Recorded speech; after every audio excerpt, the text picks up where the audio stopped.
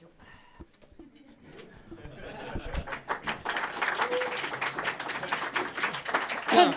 Ton micro est là pour interpréter. Ouais, j'allais quand même pas apprendre mon Devant texte. le bras. J'allais pas apprendre mon texte non plus. Hein.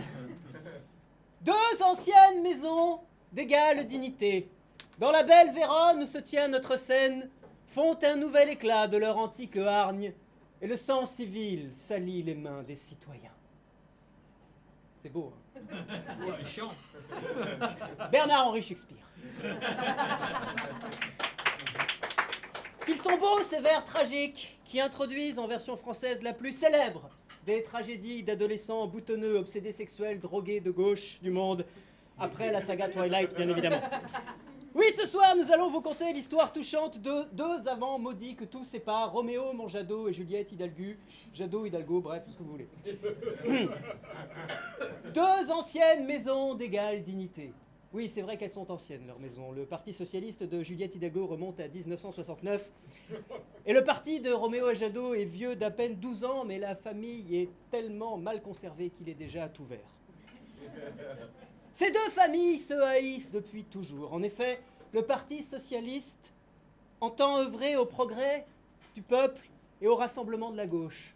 Alors que Europe Écologie Les Verts, c'est exactement la même chose. C'est pour ça qu'ils ne pouvaient pas s'entendre. C'était foutu d'avance. C'est bien simple, la seule chose que ces gens de gauche-ci détestent plus que ces gens de gauche-là, c'est tous les autres gens de gauche qui œuvrent au progrès et au rassemblement de la gauche unifiée, tout ça, machin. C'est vous dire s'ils ont de quoi s'occuper à se détester les uns les autres. Deux anciennes familles d'égale dignité, dans la belle Vérone où se joue notre scène. Vérone. Idéalement placée entre Venise, Naples et Montaigu. Nantes et Montaigu. À cause des Capulet et des Montaigu, évidemment. Vérone-sur-Tarn est la capitale mondiale des amours maudites. À part toutes les autres villes où les amours sont maudites, comme toutes les villes où on a tourné les versions de West Side Story, Kiev où les amours sont maudites en ce moment si tu prends un russe et une ukrainienne, Mulhouse où les amours sont maudites si tu prends une moulousienne et Olivox, Kaboul où les amours sont maudites si tu es une femme. Deux anciennes familles dans la belle d'égale dignité, dans la belle Vérone où se joue notre scène, font un nouvel éclat de leur ancienne hargne.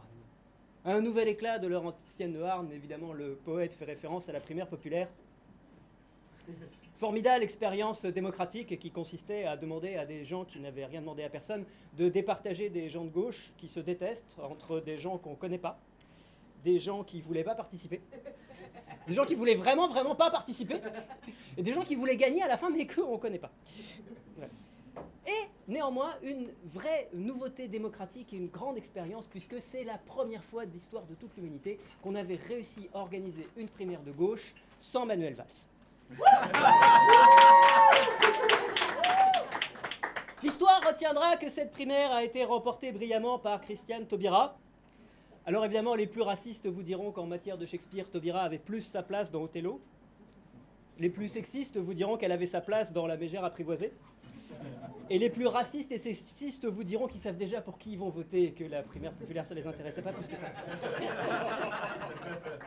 Taubira qui d'ailleurs a laissé un très bon souvenir aux racistes et aux sexistes puisque c'est grâce à elle, la dernière fois, qu'un Le Pen est arrivé au deuxième tour. Il y a longtemps. Deux anciennes familles d'égale dignité, dans la belle Vérone où se joue notre scène, font un nouvel éclat de leur ancienne hargne et le sang civil salit le sang des citoyens. Oui, sans spoiler pour ceux qui n'ont jamais vu Roméo et Juliette, à un moment il va y avoir du sang. Enfin, pas sur la main des socialistes et des gens de gauche. Hein. C'est des socialistes et des gens de gauche qui se salissent les mains. Ça fait très longtemps qu'on n'a pas vu ça. Il faudrait déjà qu'ils soient aux affaires. Sauf à la santé. Ils ont entendu parler d'ouvriers qui salissaient les gens, mais c'était il y a très longtemps. Non, par contre, c'est plutôt pour les citoyens qu'il risque d'y avoir des emmerdes. Hein. C'est-à-dire que la maison brûle, les loups sont aux portes.